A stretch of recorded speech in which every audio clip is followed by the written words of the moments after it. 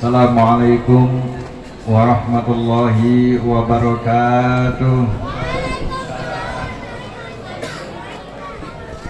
Bismillahirrahmanirrahim. Alhamdulillahi rabbil alamin.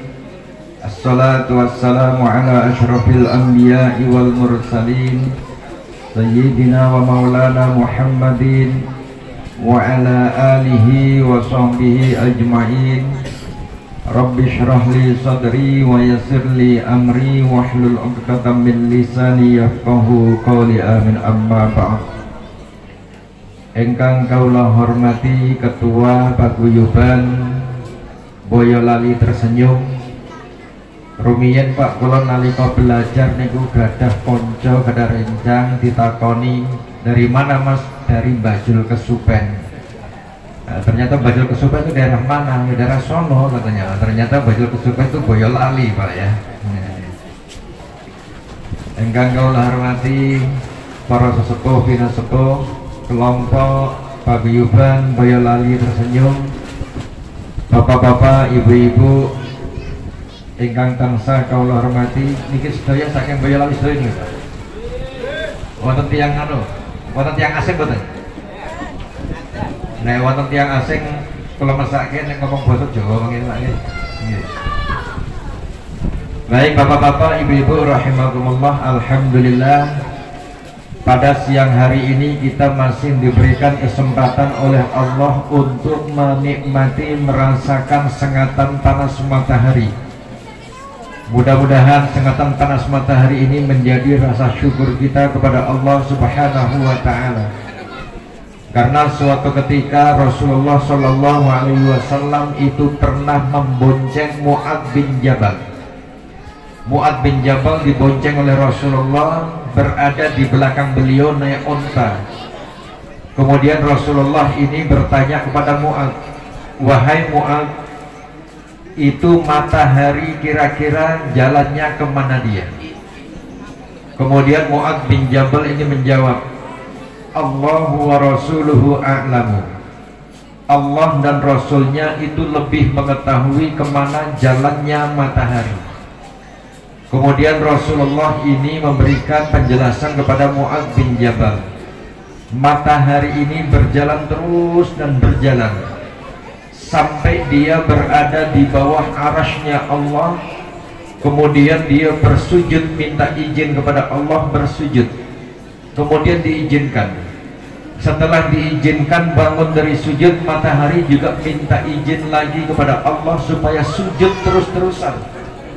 Ternyata Allah memberikan perintah kepada matahari, kamu tidak usah sujud selama-lamanya, silahkan kamu kembali dari mana engkau tempat keluarnya. Seandainya saja Allah pada saat itu mengizinkan kepada matahari untuk sujud terus, maka kita sampai saat ini tidak akan pernah melihat matahari. Dan ini patut kita syukuri bahwasanya kita masih diberikan kesempatan oleh Allah untuk menikmati indahnya matahari. Kemudian setelah itu Rasulullah juga berbicara kepada para sahabatnya. Kalau tadi pembawa acara kita mendengarkan, mendapatkan nikmat sehat dan sempat, kemudian beriman. Rasulullah bertanya kepada para sahabatnya, wahai para sahabatku, siapa yang paling hebat imannya kepada Allah? Kemudian para sahabat ini satu di antaranya ada yang menjawab, yang paling hebat imannya itu adalah para malaikat ya Rasulullah. Kemudian Rasulullah memberikan gambaran bagaimana para malaikat tidak hebat imannya sementara dia berada di sisi Allah. Dia yang menyampaikan wahyu kepada para nabi. Pastilah kalau malaikat itu imannya lebih hebat dibandingkan kita. Kemudian ada sahabat yang mengatakan dalam hatinya, berarti jawaban saya adalah salah. Sehingga ada satu sahabat lagi yang menjawab, kalau begitu iman yang paling hebat itu adalah para nabi, para rasul ya Rasulullah. Kemudian Rasulullah memberikan jawaban, bagaimana mungkin para rasul itu imannya tidak hebat sementara dia yang telah menyampaikan wahyu Allah ke permukaan bumi kepada umat manusia. Kemudian sahabat merasa berarti jawaban saya ini salah. Kemudian ada juga sahabat yang mengatakan, kalau begitu para sahabat ya Rasulullah. Kemudian Rasulullah memberikan jawaban, bagaimana mungkin para sahabat kalian semua itu hidupnya apa imannya tidak hebat, sementara engkau para sahabat itu menyaksikan wahyu diturunkan, engkau bersama saya, engkau hidup selalu berdampingan dengan saya, sudah pasti kalau iman kalian itu menjadi iman yang hebat. Kemudian para sahabat bertanya, lantas siapa ya Rasulullah? Kemudian Rasulullah menjawab, orang yang paling hebat imannya itu adalah orang yang hidup setelah kalian semua. Kenapa dia paling hebat? Karena dia tidak pernah melihat saya, tidak pernah mendengar suara saya, tidak pernah langsung bersama-sama saya, tetapi mereka semua itu mengimani kepada diri saya. Seandainya saya itu masih dalam keadaan hidup, maka saya akan selalu berdampingan dengan mereka. Saya sangat merindukan. Mudah-mudahan yang kita lakukan pada saat ini sebagai bentuk rasa cinta kita kepada Rasulullah, dan mudah-mudahan kita nantinya diakui sebagai umat beliau kelak di yaumil qiyamah mendapatkan syafaatnya. Amin Allahumma amin. Bapak dan Ibu yang berbahagia, pesan-pesan yang diberikan oleh Rasulullah kepada kita itu sangat banyak sekali, terutama kita ini di dalam menjalani hidup dan kehidupan. Di mana-mana sering saya sampaikan Bapak dan Ibu, bahwasanya di dalam Al-Quran Allah juga memberikan gambaran kepada kita. Ya ayyuhan nasu inna khalaqnakum min dzakari wa untha wa ja'alnakum syu'uban wa qabaila lita'arafu. Wahai para manusia, inna khalaqnakum, sesungguhnya aku telah menciptakan kalian semua, wa ja'alnakum, dan aku telah menjadikan kalian semua, syu'uba, berbangsa-bangsa, wa qabaila, dan bersuku-suku. Tujuannya apa? Lita'arafu, agar sampean-sampean semua itu saling mengenal, saling memahami. Dan alhamdulillah salah satu di antaranya kita ini hidup di negara Indonesia. Indonesia yang terdiri dari berbagai macam suku. Mudah-mudahan kita ini termasuk dari orang-orang yang mengamalkan dari ayat tersebut. Tujuannya lita'arafu, saling memahami. Yang orang Jawa memahami orang Pasir, yang orang Sulawesi memahami orang Sumatera, yang orang Dayak memahami orang Jawa. Semuanya itu saling memahami karena kita punya budaya, punya adat. Kita saling menghormati. Tidak boleh mengatakan diriku yang paling hebat. Kalau sudah ada kalimat diriku yang paling hebat, budayaku yang paling hebat, saya punya ilmu yang paling hebat, maka ini akan menjadi orang yang sombong. Dan orang yang sombong itu yang bisa menjatuhkan adalah dirinya sendiri, tidak ada orang lain. Karena sombong itu ibaratnya adalah seperti air mancur, Pak.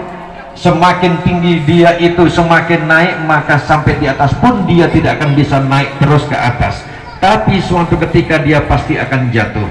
Orang sombong juga demikian. Karena apa? Orang sombong itu adalah termasuk dari penyakit hati. Dan penyakit hati yang tahu itu orang lain, bukan diri kita sendiri, Pak. Kalau diri kita itu yang kita ketahui itu adalah hanya penyakit yang berada di luar, penyakit jasmani. Kalau penyakit rohani itu orang lain. Contohnya tadi sombong, Pak. Kita tidak menganggap diri kita sebagai orang sombong, tetapi orang lain mengatakan, wah ternyata orang itu adalah orang yang sombong. Berbeda dengan orang yang punya penyakit jasmani. Penyakit jasmani yang tahu diri kita, orang lain tidak tahu, Pak. Kita tidak pernah keluar rumah, ya. Kita tidak pernah keluar rumah. Nah ternyata apa? Kita punya penyakit. Penyakitnya penyakit apa? Penyakit gigi misalnya, atau penyakit demam, penyakit panas. Orang lain nggak tahu, yang tahu adalah diri kita. Nah oleh karena itu kita berupaya semaksimal mungkin untuk menjaga keutuhan bangsa dan negara kita. Terutama ini mohon maaf karena kita saat ini berada di tahun politik, berada di tahun-tahun politik. Mari tetap kita jaga kebersamaan kita. Dan kita sebagai umat Rasulullah Sallallahu Alaihi Wasallam, sekali lagi jangan pernah kita itu mengatakan bahwasanya pendapat saya yang paling benar, ajaran saya yang paling benar. Ini tidak benar. Rasulullah Shallallahu Alaihi Wasallam juga pernah menginginkan semua umat manusia di muka bumi itu menjadi orang yang beriman. Tetapi kenyataannya Rasulullah ditegur oleh Allah. Tegurnya dengan kalimat yang berbunyi, walau sya'a rabbuka la amana man fil ardi jami'a kullihim. Sekiranya saja Tuhanmu itu berkehendak, tentu semua umat manusia di muka bumi ini menjadi orang yang beriman. Afa anta tukrihun nasa, apakah engkau akan memaksa kepada orang lain wahai Muhammad agar mereka menjadi orang yang beriman? Jadi masalah keimanan, masalah hidayah itu adalah hak prerogatif Allah. Jadi yang namanya hidayah itu biar kita paksa Pak ya, biar kita paksa. Seandainya manusia itu mempunyai kewenangan untuk memberikan hidayah kepada manusia yang lain, tentu Abu Thalib sebagai paman Rasulullah Shallallahu Alaihi Wasallam dia sudah beriman sebelum dia meninggal dunia. Tapi kenyataannya Rasulullah ini tidak mampu memberikan hidayah kepada pamannya. Sampai-sampai Allah menegur lagi, innaka lan tahdiya man ahbabta. Sesungguhnya engkau wahai Muhammad tidak akan punya kewenangan untuk memberikan hidayah kepada orang lain meskipun itu orang yang kamu cintai. Kita hanya sebatas untuk memberikan informasi-informasi. Kalau seandainya orang ini menjadi terbuka hatinya, alhamdulillah. Tidak terbuka, ya kita ini hanya sebatas menyampaikan. Rasulullah juga hanya sebatas menyampaikan, Pak. Rasulullah itu hanya sebatas menyampaikan. Yang membukakan hidayah itu adalah Allah Subhanahu wa ta'ala. Kita setiap sholat selalu berdoa kepada Allah, ihdinas siratal mustaqim. Ya Allah, berilah aku petunjuk, hidayah menuju jalan yang lurus. Nah makanya kita ini tidak perlu memaksa-maksa orang lain dan menganggap ajaran kita yang paling benar. Bahkan di dalam ayat Al-Quran yang lain Allah juga memberikan gambaran kepada kita, walau sya'a rabbuka laja'alan nasa ummatan wahidah. Sekiranya saja Tuhanmu itu menghendaki wahai Muhammad, laja'alan nasa ummatan, sungguh Allah itu akan menjadikan umat manusia ummatan wahidatan, menjadi umat yang satu. Dalam tafsir-tafsir disebutkan ummatan wahidan di sini adalah satu agama. Tetapi yang perlu kita perhatikan, kalimat seterusnya di dalam ayat Al-Quran tersebut, wala yazaluna mukhtalifin. Mereka semua tentu akan saling terjadi perselisihan pendapat, terjadi perbedaan pendapat. Tidak usah jauh-jauh Bapak dan Ibu, kita berada di dalam paguyuban Boyolali tersenyum. Apakah setiap kebijakan ketua paguyuban ini, apakah Bapak selalu sepakat? Tidak kan? Belum tentu semuanya anggota itu sepakat terhadap apa yang disampaikan oleh ketua. Gak usah jauh-jauh lagi, skop yang paling kecil. Misalnya Bapak dan Ibu di rumah punya anak 12. Apakah ucapan bapaknya, ucapan ibunya dari 12 anak itu selalu akan menuruti kata-kata orang tuanya? Padahal ini baru satu lingkup keluarga, apalagi lingkup organisasi, bahkan sampai lingkup kenegaraan. Dan kita ini sebagai umat manusia itu terkadang hanya bisa menilai luarnya saja, Mas. Makanya Ibnu Athaillah As-Sakandari di dalam Al-Hikam itu beliau mengatakan, al-insanu man kana mahasinuhu masawiyah. Manusia itu adalah benarnya saja itu masih dianggap salah, apalagi kesalahannya sudah barang tentu menjadi sesuatu yang salah. Kita ini terkadang hanya mendengarkan informasi dari si A begini, kemudian kita menyebarkan tanpa kita tabayyunkan terlebih dahulu, tanpa kita klarifikasi. Pesan Rasulullah adalah seperti itu. Apabila ada sesuatu berita, ini yang disebutkan di dalam Al-Quran, apabila engkau menerima suatu berita dari orang lain, maka sebaiknya diklarifikasi kebenarannya. Jangan langsung kita menyebarkan. Kalau kita menyebarkannya tanpa kita klarifikasi kebenarannya, berarti kita itu menyimpang dari ayat Al-Quran, hal yang semacam itu. Makanya kita tidak boleh saling curiga, tidak boleh saling bersuudzon. Kita ini sebaiknya adalah senantiasa berhusnudzon, ya. Nah, kita husnudzon kita itu terkadang terbatas, Pak. Kenapa kita menilai seseorang itu menjadi jelek? Sering juga saya sampaikan di majelis-majelis taklim, kita ini terkadang menilai seseorang itu secara subjektif, bukan objektif. Misalnya saya menilai Bapak Samadi misalnya, Pak Samadi ini orangnya baik sama saya. Kenapa? Karena Pak Samadi sendiri telah memberikan saya 2 kapling sawit misalnya. Namun suatu ketika Pak Samadi ini melakukan sesuatu, saya minta tidak dikasih, maka spontan saya akan mengatakan, oh ternyata Pak Samadi orangnya jelek, kan gitu, Pak.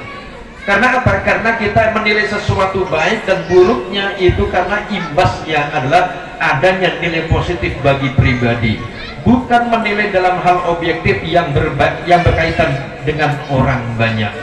Makanya kita menilai seseorang itu adalah dari sisi objektivitasnya. Dan ini juga perlu kita ketahui bersama, kalau kita mencintai seseorang, jangan kita lihat dari segi fisiknya. Kalau orang itu fisiknya kita cintai atau kita benci, janganlah kita jauhi. Siapa tahu orang yang kita benci ini mempunyai moral yang baik, sehingga bisa kita cari ilmu dari mereka. Begitu juga sebaliknya, kalau ada orang yang kita senangi orangnya, ternyata dia pribadinya buruk, juga jangan kita tinggalkan, Pak. Siapa tahu kita bisa menasehati sehingga dia menjadi orang yang baik. Inilah pentingnya ilmu, karena ilmu itu adalah segala-galanya. Tetapi kita sebagai orang Indonesia, orang Timur, biasanya itu mendahulukan adab, Pak. Mendahulukan adab. Makanya kalau dari kalangan para pesantren, dari para santri, itu katanya al-adabu fawqal ilmi. Adab itu berada di atas ilmu. Apalah artinya orang berilmu tinggi, setinggi apapun jabatannya, setinggi apapun ilmunya, seluas apapun wawasannya, kalau adabnya tidak ada, maka dia ini seakan-akan tidak punya nilai. Begitu juga orang yang beradab, jangan lupa dipoles dengan ilmu, karena ilmu adalah sangat penting sekali. Sehingga suatu ketika Rasulullah Shallallahu Alaihi Wasallam ini pernah menyatakan, ana madinatul ilmi, aku adalah gudangnya ilmu, wa aliyun babuha, sementara Ali itu adalah pintunya ilmu. Nah, untuk mengetahui pentingnya ilmu itu di mana? Makanya zaman sekarang Bapak dan Ibu, ya, Bapak dan Ibu jangan pernah merasa keberatan kalau kita sebagai orang tua sudah menjadi bodoh, menjadi orang tua yang tidak berilmu, menjadi orang tua yang sudah terlanjur goblok. Jangan pernah kebodohan, jangan pernah kegoblokan itu kita wariskan kepada anak keturunan kita. Biarlah lebih baik harta kita habis untuk membiayai anak yang penting berilmu, daripada uang atau harta kita simpan tetapi anak yang kita tinggalkan tidak memiliki ilmu pengetahuan. Karena ilmu itu sangat penting, Pak. Ilmu sangat penting. Makanya Ali suatu ketika dikatakan sebagai pintunya ilmu. Ini orang Yahudi berbondong-bondong membuat koalisi. Jadi koalisi itu ada di zaman Sayyidina Ali juga ada, Pak. Di zaman Rasulullah itu juga ada. Jadi koalisi itu bukan hanya pada saat menjelang pilpres saja, tetapi koalisi pada saat itu orang-orang Yahudi ini sudah mengatakan, kalau begitu coba kita kumpul, ayo kita coba masuk ke ruangnya Ali. Satu persatu pertanyaannya sama, apakah jawabannya beda? Kalau pertanyaannya sama, jawabannya beda, berarti Ali itu adalah memang orang pintar. Yang pertama datang masuk ke rumahnya Ali, wahai Ali, ilmu sama harta itu lebih utama mana? Ali menjawab, lebih utama ilmu. Kemudian apa alasannya? Kalau orang yang berilmu, dia itu akan dipanggil dengan sebutan yang mulia, berbeda dengan orang yang punya harta. Orang yang punya harta, dia tidak akan dipanggil sebutan sebagai orang yang mulia, tetapi sebutannya atau panggilannya si bakhil, mendit, pailit, betitil, itu semuanya kumpul jadi satu, Pak. Inilah hebatnya. Kemudian orang yang kedua datang, wahai Ali, ilmu sama harta lebih utama mana? Lebih utama ilmu. Apa alasannya? Ilmu itu adalah warisannya para nabi, sementara harta itu warisannya Korun, warisannya Hamam, warisannya Fir'aun. Sementara ilmu itu adalah warisannya para nabi. Puas, keluar, datang lagi orang yang ketiga, wahai Ali, lebih utama mana antara ilmu dengan harta? Lebih utama ilmu. Apa alasannya? Karena ilmu itu apabila engkau pergunakan dia semakin bertambah, sementara harta engkau belanjakan dia akan semakin berkurang. Puas, orang yang berikutnya datang lagi, wahai Ali, ilmu sama harta ini lebih utama mana? Lebih utama ilmu. Apa alasannya? Kalau harta kamu yang menjaga, sementara ilmu dialah yang menjaga kamu. Kita punya harta, misalnya bapak dan ibu punya harta misalnya 200 juta saja, kira-kira bapak dan ibu ini tidurnya nyenyak apa enggak, Bu?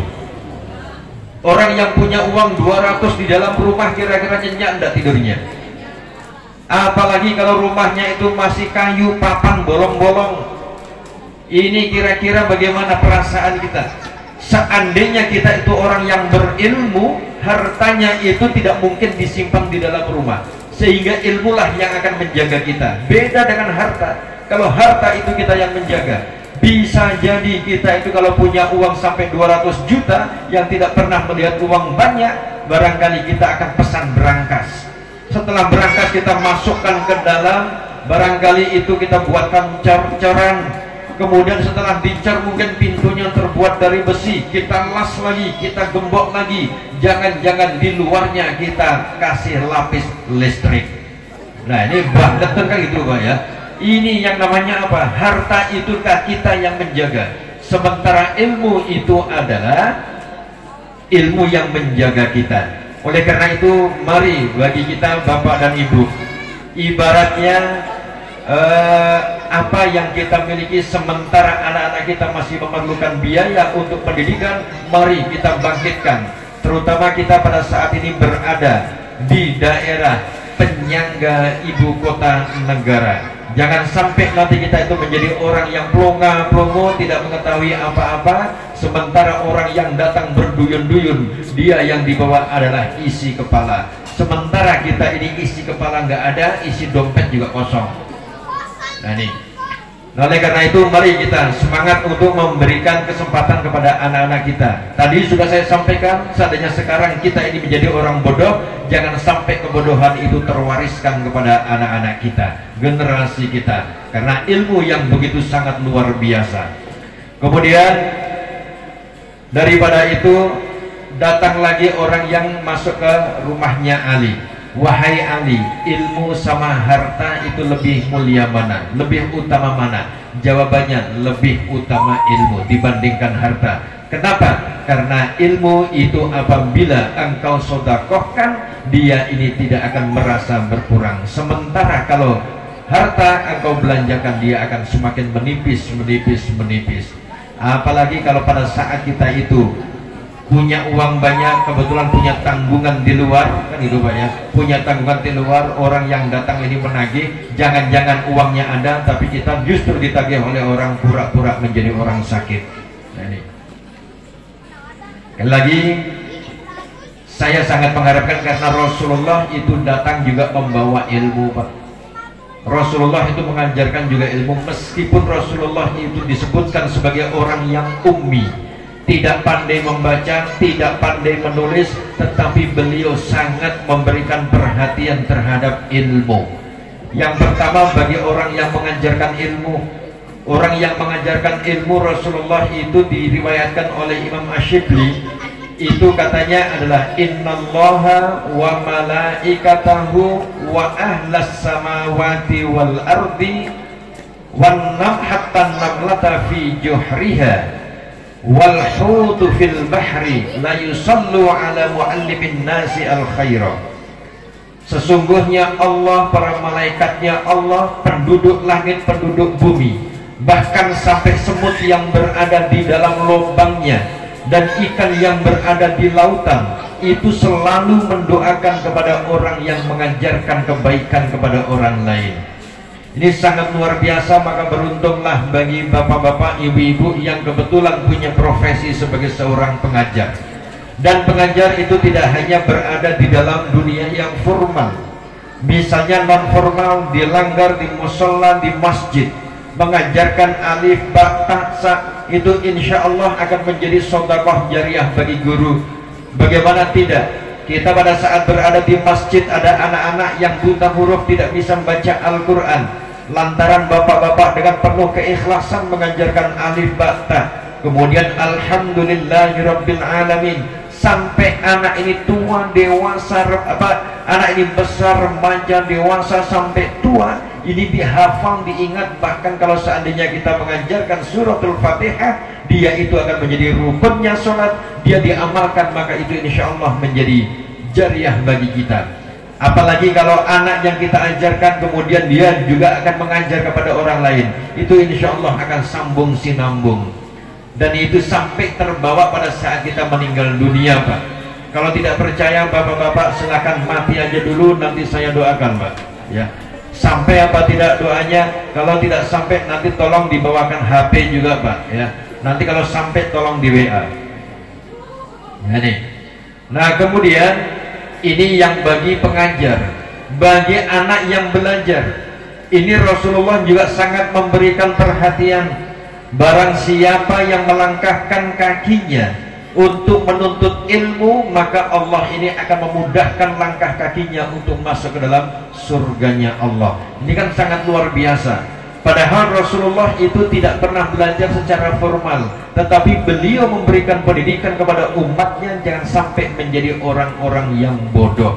Patut kita syukuri. Mudah-mudahan kita ini termasuk dari umat Rasulullah yang nanti juga selalu memperhatikan terhadap dunia pendidikan, minimal anak-anak generasi kita. Amin, Allahumma amin. Bapak dan Ibu yang berbahagia, barangkali ini yang dapat saya sampaikan. Saya mohon maaf tadi sama Pak Abdullah, saya dikasih Sherlock, Pak. Saya ini nggak hafal jalanan, yang bisa hafal jalanan ini itu ABC itu Gojek aja, Pak. Ya. Nah, karena saya bukan Gojek, makanya saya nggak tahu jalan yang mana. Kok ada kuburan tua, yang saya masuk ke sini aja nggak pernah. Kok tiba-tiba ada kuburan tua? Wah, ini jangan-jangan tempatnya angker kan itu, Pak, ya. Nah, ada jalan kuburan tua itu. Barangkali ini Bapak dan Ibu yang dapat kami sampaikan, kurang lebihnya saya mohon maaf karena masih ada agenda-agenda yang lain. Bapak dan Ibu punya kepentingan yang lain. Mudah-mudahan kerukunan-kerukunan yang semacam ini masih tetap terjaga sampai ini. Ada bagusnya, Pak, ya, ada bagusnya Bapak dan Ibu punya anak kecil-kecil di bawah, itu nanti akan saling mengenal.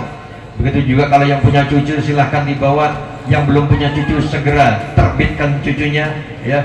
Nah, nanti di bawah itu insya Allah akan semakin kenal mengenal kepada orang lain yang ini nantinya akan mengetahui, oh ternyata ini adalah saudara kita. Demikian kurang lebihnya mohon maaf, dan mari kita bersama-sama berdoa. Bismillahirrahmanirrahim. Alhamdulillahirabbil alamin. Hamdan yuwafi ni'amahu wa yukafi'u mazidah. Ya Rabbana lakal hamdu kama yanbaghi li jalali wajhikal karim wa 'azimi sultanik. Allahumma salli ala sayyidina Muhammad wa ala alihi wa sahbihi wa barik wa sallim ajma'in. Allahumma lakal hamdu kulluhu wa lakal mulku kulluhu biyadikal khairu kulluhu wa ilaika yarji'ul amru kulluhu. Subhanakallahumma wa bihamdika nashhadu an la ilaha illa anta nastaghfiruka wa atubu ilaik. Allahumma inna nas'aluka salamatan fid din wa afiyatan fil jasadi wa ziyadatan fil ilmi wa barakatan fil rizqi wa taubatan qabla al maut wa rahmatan indal maut wa maghfiratan ba'dal maut. Allahumma hawwin alaina fi sakaratil maut wan najata minan nari wal afwa indal hisab اللهم اجعل آخر كلامنا قول لا إله إلا الله محمد رسول الله. يا الله يا رحمن يا رحيم يا حنان يا منان يا ذا الجلال والإكرام. ربنا آتنا في الدنيا حسنة وفي الآخرة حسنة وقنا عذاب النار. وصلى الله على سيدنا محمد النبي الأمي وعلى آله وصحبه وبارك وسلم. سبحان ربك رب العزة عما يصفون وسلام على المرسلين والحمد لله رب العالمين. تقبل الله منكم minna wa minkum taqabbal ya karim. Demikian wallahul muwaffiq ila aqwamit thariq. Assalamualaikum warahmatullahi wabarakatuh.